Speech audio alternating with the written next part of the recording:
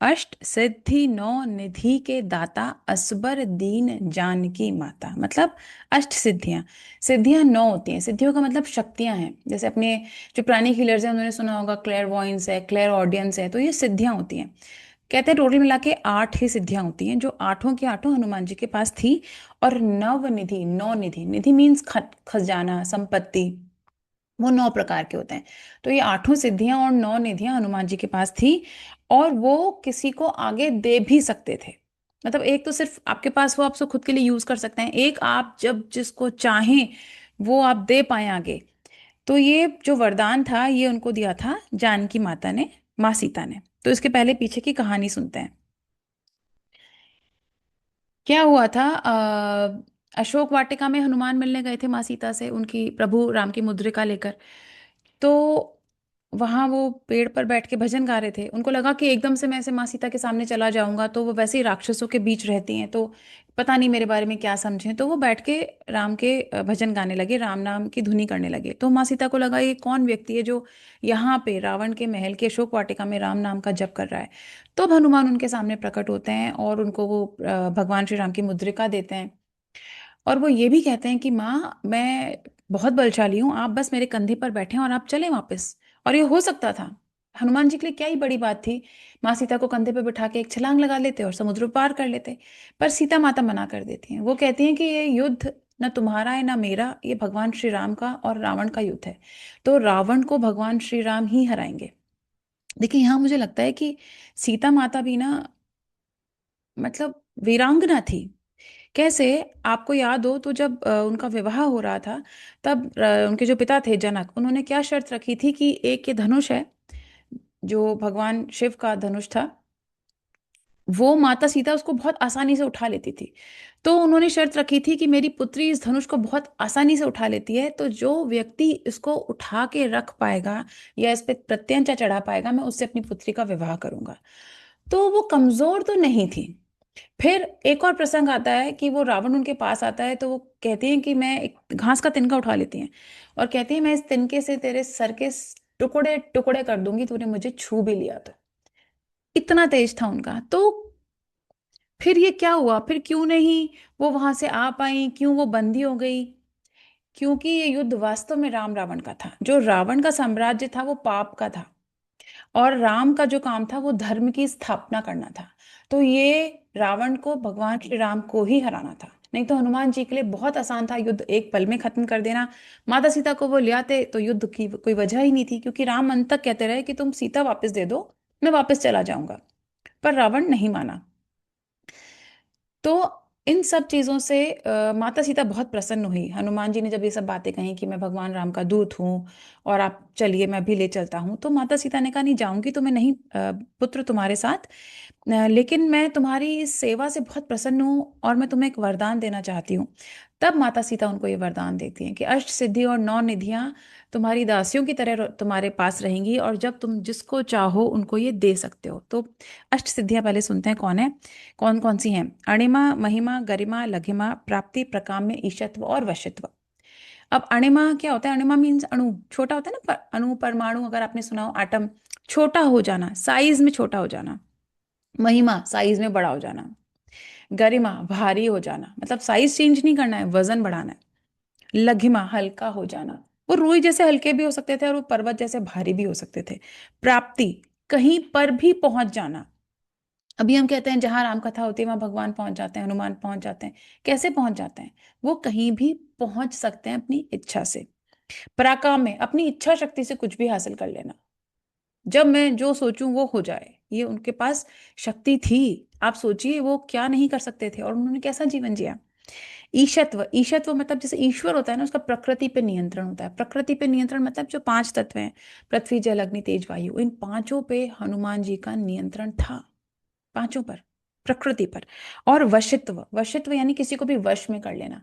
वो किसी को भी वश में करके अपना काम करवा सकते थे। तो कितना आसान था उनके लिए रावण को वश में कर लेना, मेघनाथ को वश में कर लेना। पर उन्होंने कभी भी इन शक्तियों का बेवजह इस्तेमाल नहीं किया। वशित्व का तो उन्होंने कभी इस्तेमाल किया हो, मैंने कोई प्रसंग नहीं सुना। अब यहाँ पे बात यह है कि वो, ये हम उस व्यक्ति के बारे में बात कर रहे हैं जिसके पास ये आठों की आठों सिद्धियां हों। अब हम खुद को उनकी जगह रखते हैं कि यदि हमारे पास ये सिद्धियां होंगी तो हम क्या करेंगे। हम सबसे पहले तो यही कोशिश करेंगे कि दुश्मन के मस्तिष्क को वश में कर लें और अब वो हमारे हिसाब से चले। हमें प्राइम मिनिस्टर बना दिया जाए, या मेरा बिजनेस, जो बिजनेस राइवल है वो पीछे छूट जाए, या मेरा कोई प्रोजेक्ट है जो मान नहीं रहा, वो उसको वश में कर लूं और वो मान जाए। यही यही ख्याल आ रहे हैं, आते हैं हमारे मस्तिष्क में।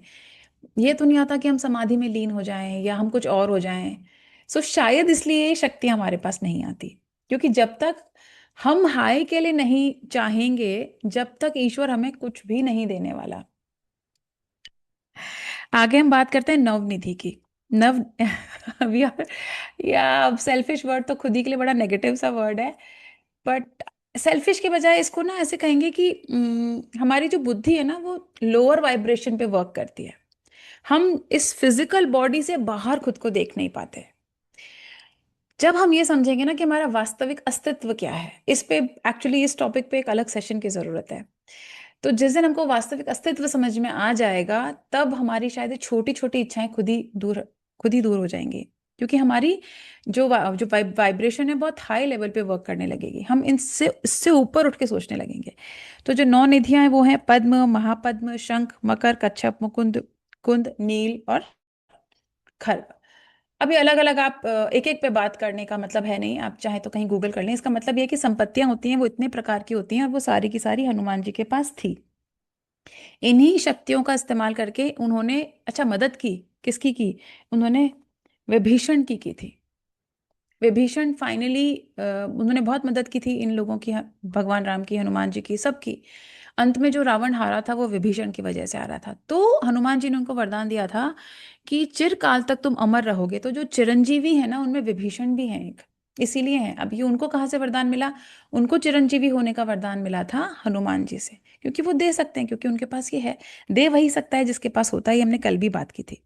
सो हनुमान जी क्या है? हनुमान जी रिसोर्सफुल हैं, उनके पास हर समस्या का समाधान है, हर ताले की चाबी है। अब हमारे पास क्या ही हमें देखना है, मे बी हमारे पास हर ताले की चाबी ना हो, पर कुछ ना कुछ रिसोर्सफुल तो हमें भी होना है। सो अगेन ये बात मैं रोज आपसे कर रही हूँ कि खुद की स्किल्स बढ़ाइए। अब एक ही सवाल मैं आपसे पूछती हूँ, आप सबको पता है कि आप रादर चेक करिए इसको कि दुनिया में जितने बड़े लोग हैं ना, सक्सेसफुल, एक्सट्रीमली सक्सेसफुल लोग, एक हैबिट है जो उन सब में कॉमन है, that is reading. They read a lot. शायद ये आपको पता है, शायद नहीं पता है। पता है तो भी और नहीं पता है तो भी। तो जब हमें पता है कि हमको हमारी स्किल बढ़ानी है, आप दिन का कितना समय खुद की स्किल बढ़ाने के लिए दे रहे हैं? हम सोच तो रहे हैं, बट हम उसको एक्शन में नहीं ला रहे। तो प्लीज उसको एक्शन में लेकर आइए, प्लीज अपनी स्किल्स बढ़ाइए, रिसोर्सफुल बनिए, खुद के लिए और किसी और के लिए। तभी आपकी वैल्यू बढ़ती चली जाएगी। अब जैसे हनुमान जी थे, jack of all trade, master of all. हम उतना नहीं हो सकते, पर हम कुछ तो हो सकते हैं, मास्टर ऑफ वन तो हो ही सकते हैं। सो प्लीज अपने इस चीज पे कोशिश करिए। एक और बहुत इंपॉर्टेंट बात मैं यहाँ कहना चाहती हूँ कि ये जितनी भी शक्तियां होती है ना, ये खुद ब खुद आती हैं, अगर आपका रास्ता सही होगा तो। जैसे अगर आप हीलर हैं और आप कंटिन्यू हीलिंग कर रहे हैं, सर्विस हीलिंग भी कर रहे हैं, पेड हीलिंग भी कर रहे हैं, उससे कोई मतलब नहीं, पर आप बहुत मन से, पूरे मनोयोग से कंटिन्यूअसली हीलिंग कर रहे हैं, सो ग्रेजुअली आप क्लेयरवॉयंट हो जाते हैं। मोस्टली लोग कहते हैं कि ग्रेजुअली उनको चीज़ें दिखने लगती हैं, उनको इनर गाइडेंस आने लगती है कि इसकी बीमारी की रूट कॉज क्या है, या इस चक्रा की शेप क्या है, या साइज क्या है, या कलर क्या है। तो ये जो सिद्धियां है ना, अगर आपका रास्ता सही होगा तो ये खुद ब खुद आएंगी, इनका आना तय है। लेकिन जो सबसे इंपॉर्टेंट बात है, जो बॉटम लाइन है, वो ये है कि पतंजलि योग सूत्र में इन सिद्धियों को भी ऑब्स्टिकल का है। जैसे अपन ने सुख की बात करी थी ना, जैसे मनाक पर्वत की, तो ये वो है। ये आपको ललचाती हैं, जैसे विश्वामित्र की तपस्या तोड़ने आ गई थी उर्वशी जी। तो ये इस तरीके से आती है, क्योंकि एक्चुअली वहां तक पहुंचना बहुत डिफिकल्ट है, उस परमात्मा तक, पर ब्रह्म के उस लेवल तक। आसान होता तो जाने कितने लोग पहुंच चुके होते, पर कुछ ही पहुंच पाते हैं।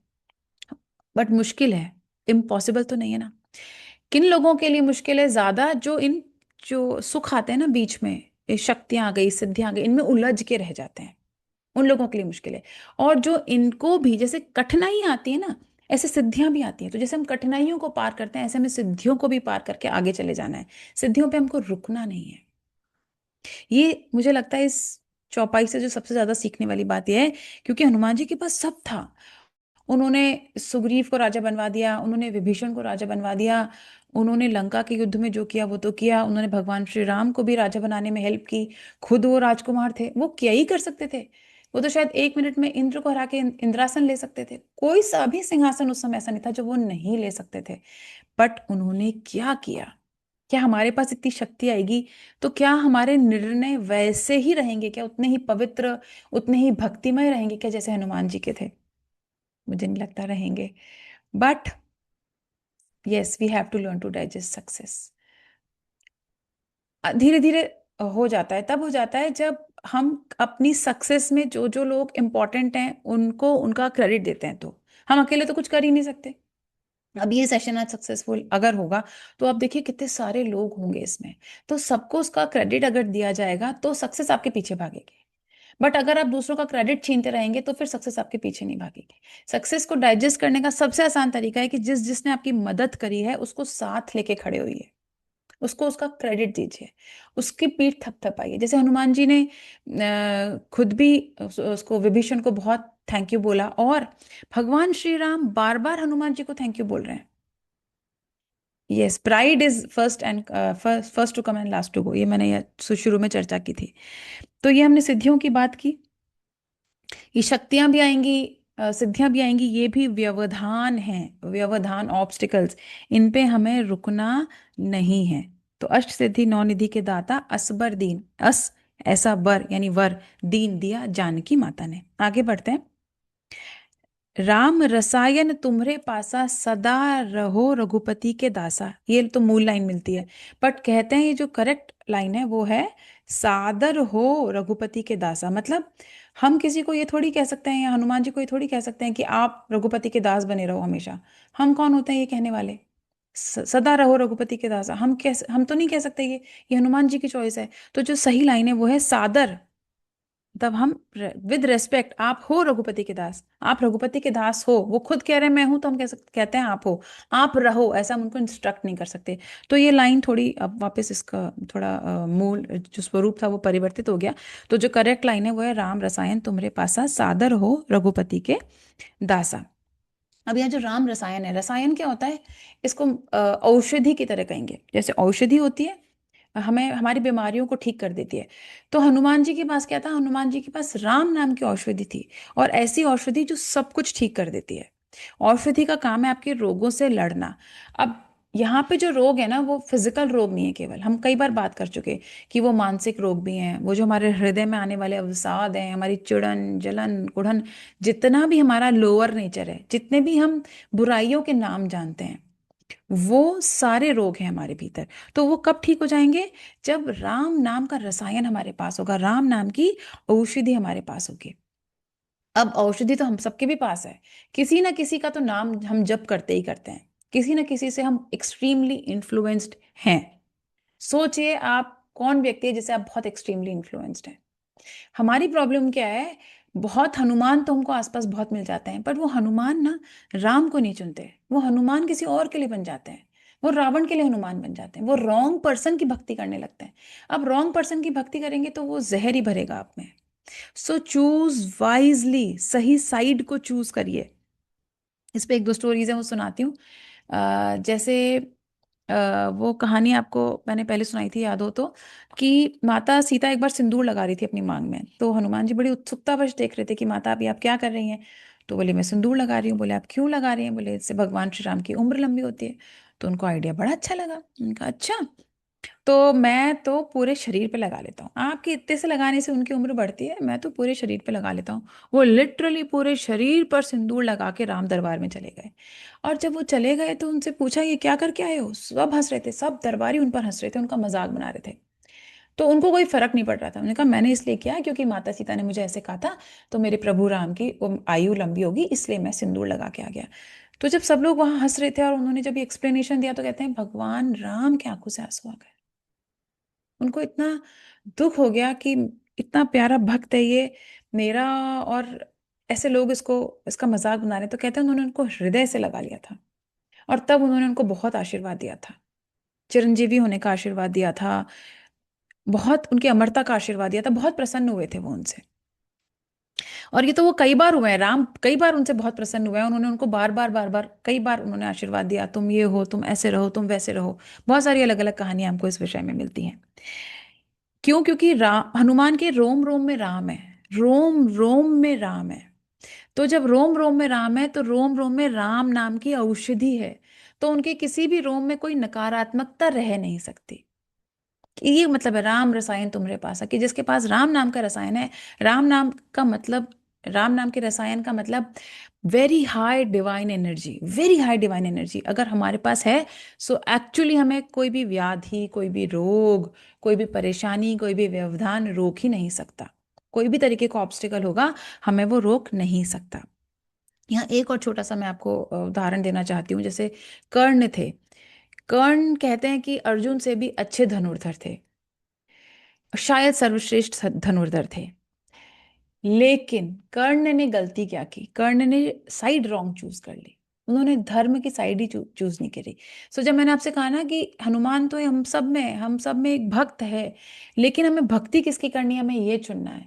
So please choose wisely. आप जिसको ब्लाइंडली फेथ करते हैं, पहले आप देखिए वो व्यक्ति कौन है। अच्छा व्यक्ति है तो बहुत अच्छी बात है, बट उसकी खुद की स्पिरिचुअल ग्रोथ कितनी है, उसकी खुद की समझ कितनी है सही को और गलत को लेकर। कहीं हम गलत व्यक्ति के बहकावे में तो नहीं है, कहीं हम गलत व्यक्ति के लिए तो हनुमान नहीं बन रहे। हनुमान बनना तो शायद फिर, ब्लाइंड फेथ करना तो बहुत आसान है इस दुनिया में, जैसे हनुमान जी राम पे कर रहे हैं कि आपने जो कह दिया वही सही। लेकिन हनुमान जी ने सबसे इंटेलिजेंस का काम क्या किया, उन्होंने व्यक्ति सही चुना, गुरु सही चुना, प्रभु सही चुने। सो वो आप देखिए कि आपने किसको चुन रखा है, सही व्यक्ति चुन रखा है, बहुत अच्छी बात है। नहीं, so please think twice, think wisely. सही देखिए कि आपको किसकी भक्ति करनी है। और ईश्वर तो कह रहे हैं, ईश्वर की तो आप कर ही सकते हैं कभी भी। आगे है, तुमरे भजन राम को पावे, जन्म जन्म के दुख बिसरावे। मतलब तुमरे भजन राम को पावे, तुमरे भजन करेंगे हम राम को पा जाएंगे, और होगा क्या, जन्म जन्म के, यानी आपने हम हिंदू जो लोग हैं री में बिलीव करते हैं। तो हमारा जो अभी का कर्मशेष है वो बहुत जन्मों से चला आ रहा है, और ये हमको आगे भी लेके जाना है। कार्मिक बैगेज हमारा इस जन्म में खत्म हो गया ऐसा तो है नहीं। तो कह रहे हैं जन्म जन्म के, मतलब जो पुराना शेष था, कहीं जो आगे आने वाला है जो हम क्रिएट करेंगे, वो जन्म जन्म के दुख बिसरावे, बिसरना, भूल जाना, मतलब गायब हो जाना, फिनिश हो जाना, नष्ट हो जाना। सो जितना हम इनके भजन गाएंगे, जितना हम राम को पूजेंगे, जितना हम इस चालीसा का पाठ करेंगे, उतना हमारे इस जन्म के, पुराने जन्म के और आने वाले जो जन्म हैं उनके जो नेगेटिव कर्मा हैं वो डिसइंटीग्रेट होते चले जाएंगे। इसके लिए भी एक स्टोरी है बहुत अच्छी। बचपन में हनुमान जब छोटे थे तो उनको लगा सूर्य एक फल है, और हनुमान जी ने जंप लगा लिया था उनको खाने के लिए। फाइनली आपको पता है हनुमान जी के गुरु कौन थे? भगवान सूर्य ही उनके गुरु थे। तो भगवान सूर्य ने उनको शिक्षा दीक्षा सब चीजों की जो उन्होंने शिक्षा पाई वो भगवान सूर्य से पाई थी। तो अंत में गुरु दक्षिणा का समय आता है कि मैं क्या दूं, तो वो कहते हैं कि पुत्र मेरा बस एक काम कर दो, मेरा एक और मानस पुत्र है सुग्रीव। तो सुग्रीव को बहुत मदद की आवश्यकता है, कृपया करके उसकी सेवा करो, उसकी मदद करो, उसके पास उसको ढूंढो, उसके पास जाओ। तो हनुमान जी कहते हैं जो आ गया, उनको तो दक्षिणा देनी थी। अब देखिए उनके गुरु उनसे क्या कह रहे हैं, सुग्रीव की सेवा करो। वो चले गए, वो खुद एक राजकुमार थे, वो कह सकते थे कि मैं तो खुद एक राजकुमार हूँ, केसरी नंदन हूँ, मुझे खुद अपने क्लैन का राजा बनने जाना है, बट वो ये नहीं कहते, वो सुग्रीव की सेवा में चले जाते हैं और उनको ज्वाइन कर लेते हैं। फाइनली हनुमान जी की मदद से ही सुग्रीव को उनका राज्यपाठ वापस मिलता है। तो तुमरे भजन राम को पावे, जन्म जन्म के दुख बिसरावे। तो सुग्रीव जी की उन्होंने हेल्प कर दी, उनके जन्म जन्म के दुख बिसर गए। विभीषण की उन्होंने हेल्प की, उनके जन्म जन्म के दुख बिसर गए। सो अब हमारे जन्म जन्म के दुख हैं, पता नहीं कौन है। हमें मे भी कोई राज्य पाठ नहीं चाहिए, हमें कोई सिंहासन नहीं चाहिए, लेकिन कुछ तो हमको भी चाहिए ये जीवन यापन करने के लिए, बेसिक चीजें तो हमें भी चाहिए। अगर हम सही रास्ते पर चलेंगे, हमारी इंटेंशन ठीक होगी, क्योंकि सुग्रीव की भी इंटेंशन ठीक थी और विभीषण की भी इंटेंशन ठीक थी। तो मे बी स्वयं आ जाए भगवान हनुमान हमारी मदद करने के लिए। बट पहले हमें ये चेक करना है कि हम कौन से रास्ते पर चल रहे हैं। आगे है, अंतकाल रघुवरपुर जाई, जहां जन्म हरि भक्त कहाई। इसका क्या मतलब है? इसका मतलब है कि अंतकाल, अंतकाल मतलब जब हम ये प्राण छोड़ते हैं, जब ये शरीर का हम त्याग करते हैं, जब हमारा अंतकाल आता है। रघुवरपुर जाई, रघुवर यानी रघुवीर जी का, पुर यानी महल, जो भी उनका लोक है जिसे हम परलोक कहते हैं, जाई मतलब जाएं। कि जब हमारा अंत काल हो तो हम नरक में और इधर उधर किसी योनि में ना पड़े जाकर, हम वैकुंठ धाम में हम पहुंचे, जो भगवान श्री राम का धाम है, हम वहां जाएं, जहाँ जन्म हरि भक्त का ही। और अगर उसके बाद भी हमें कहीं जन्म मिल रहा है तो वहां पे भी हमें हरि भक्त ही कहा जाए। मतलब ऐसा नहीं हो कि हमारे अगले जन्म में हम कुछ और बन जाएं और हम हरि भक्ति भूल जाएं। इसकी भी दो चार स्टोरीज हैं। हिरण्यकश्यपु की स्टोरी सुनी होगी आपने। वो कहते हैं कि जो प्रहलाद के पिताजी थे, वो कहते हैं कि पूर्व जन्म में वो विष्णु के सेवक थे। लेकिन फिर कुछ श्रापवश कुछ ऐसा हुआ कि उन्होंने चूज किया कि मैं ईश्वर का विरोधी होके पैदा हूं। तो हिरण्यकश्यप फाइनली विष्णु के विरोधी होके पैदा हुए। और उस विरोध में उन्होंने इतना अत्याचार किया। आपने कई बार कहानियां सुनी होंगी, अपने ही पुत्र के पीछे पड़ गए, अपने ही पुत्र को मारने की जाने कितनी बार उन्होंने कोशिश की। तो तुलसीदास जी कह रहे हैं कि हमारे साथ ऐसा ना हो। हम किसी भी जन्म में आपके शत्रु के रूप में ना पैदा हो, हम जब भी पैदा हो हम हरि भक्त भक्त ही कहलाएं। ऐसी हमें आशीर्वचन चाहिए। एक तो जैसे ही हमारा अंतकाल आए हम आप ही के लोक में जाएं, और जब हम यदि पुनर्जन्म लें तो हो सकता है हम आपके लोक जाने के बाद हमारा पुनर्जन्म भी ना हो, लेकिन अगर हो तो भी हम हरि भक्त ही कहलवाएं, ऐसा हमें आशीर्वाद दीजिए। इसके लिए एक बड़ी अच्छी स्टोरी है। कहते हैं कि अब जब भगवान श्री राम ने मनुष्य का जन्म लिया तो अंततः तो उनको ये शरीर का त्याग करना ही था। तो फाइनली वो समय आया कि जब उनको था कि अब मुझे ये शरीर छोड़ना ही पड़ेगा। तो वो उन्होंने कहते हैं जल समाधि ली थी। तो वो हनुमान को भी बुलाते हैं, बोलते हैं आओ चलें, तुम चलो मेरे साथ। वो कहते हैं तुमको मैं सशरीर वैकुंठ धाम लेकर जाऊंगा, तुम आओ मेरे साथ। तो हनुमान जी पूछते हैं, आप देखिए कितना सरल हृदय हनुमान जी का। वो पूछते हैं कि प्रभु वहाँ राम कथा होती है क्या? वैकुंठ में आप आपके धाम में राम कथा होती है क्या? तो राम जी बोलते हैं, भाई वहाँ तो राम कथा नहीं होती, वहाँ तो ये सब कुछ नहीं होता जो यहाँ होता है, जो इस श्लोक में होता है। तो वो कहते हैं, अब जहाँ राम कथा ही नहीं होती वहां मैं क्यों जाऊं, मैं मेरा क्या काम। मुझे तो राम कथा सुननी अच्छी लगती है, मुझे तो राम धुनी करनी अच्छी लगती है। तो मुझे नहीं जाना, आप जाइए। आप मतलब सोचिए कितनी कितनी भक्ति है, उनसे बड़ा कोई भक्त नहीं है शायद दुनिया में। वो कहते हैं राम कथा नहीं होती, मैं तो नहीं जा रहा। यहाँ फिर राम इतने प्रसन्न हो जाते हैं उनसे, हनुमान जी से, और फिर उसको वरदान देते हैं, हनुमान जी को वरदान देते हैं कि जब तक राम का नाम रहेगा ना हनुमान, तब तक तुम्हारा नाम रहेगा। तो अब जब तक राम का नाम है तब तक हनुमान जी का नाम है। और बहुत सारे वरदान उनको देते हैं, बहुत खुश हो जाते हैं। आगे इसकी कहानी है। आगे कहानी है, जब अयोध्या वासियों को पता चलता है ना कि भगवान राम समाधि लेने जा रहे हैं, तो कहते हैं पूरी अयोध्या नगरी, जीव जंतु वानर जो भी वहां होता है, जिसको भी पता चलता है कि भगवान राम आज समाधि लेने जा रहे हैं, वो सब उनके पीछे पीछे उस सरयू नदी में राम जाते हैं, और पीछे पीछे सब लोग चले जाते हैं। सब जल समाधि ले लेते हैं। और कहते हैं जब लोग अंदर जाते हैं तो उनके दिव्य शरीर बाहर निकलते हैं, और सारे के सारे दिव्य शरीरों के साथ वैकुंठ धाम जाते हैं। तो ये इकलौती इकलौती एक कहानी है जहाँ पे ये पता चलता है कि जो पूरी की पूरी नगरी है वो इकट्ठे वैकुंठ धाम चली गई। अभी एक प्रश्न आया है कि क्या ये सुसाइड नहीं था? अब ये सब अपने आस्था की बातें हैं। ऐसे तो राम का भी सुसाइड था कि उन्होंने जल समाधि ले ली, लेकिन जब मनुष्य रूप में हमको जन्म मिला है तो इसका अंत तो होना तय है। अब राम को कौन हराता, कौन मारता, तो कहीं ना कहीं तो उनको अंत होना ही था। वो तो हनुमान जी से भी कहते हैं कि चलो ये शरीर का काम पूरा हुआ, अब तुम चलो मेरे साथ, मैं तुम्हें वैकुंठ धाम लेके चलता हूँ। वो अपने नगरी वासियों से भी यही कहते हैं कि तुम सबका जो यहाँ काम था इस जन्म का वो पूरा हो गया, अब आप चलो मेरे साथ, जो चलना चाहे वो चले। उन्होंने ये थोड़ी कहा कि तुम अभी के अभी चलो, उन्होंने कहा आपकी इच्छा है, आपका इस जन्म का जो ड्यूटी थी वो पूरी हो चुकी है, अब आप चलिए और अपने आगे की जर्नी पर चलिए।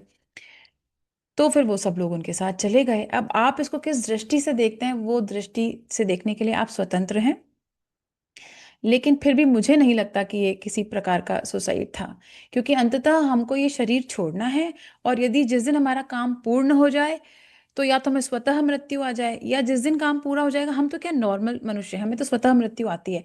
पर कुछ ऐसे दिव्य जन हैं जिनको मृत्यु नहीं आती, वो या तो खुद ही शरीर छोड़ते हैं, या कुछ लोग तो ऐसे हैं जो आज भी युगों युगों से सशरीर हैं, जैसे हनुमान जी हैं, बाबा जी हैं, विभीषण हैं, जामवंत हैं, अश्वत्थामा हैं, बहुत सारे बहुत सारे लोग हैं जिन्होंने, जो जीवित हैं।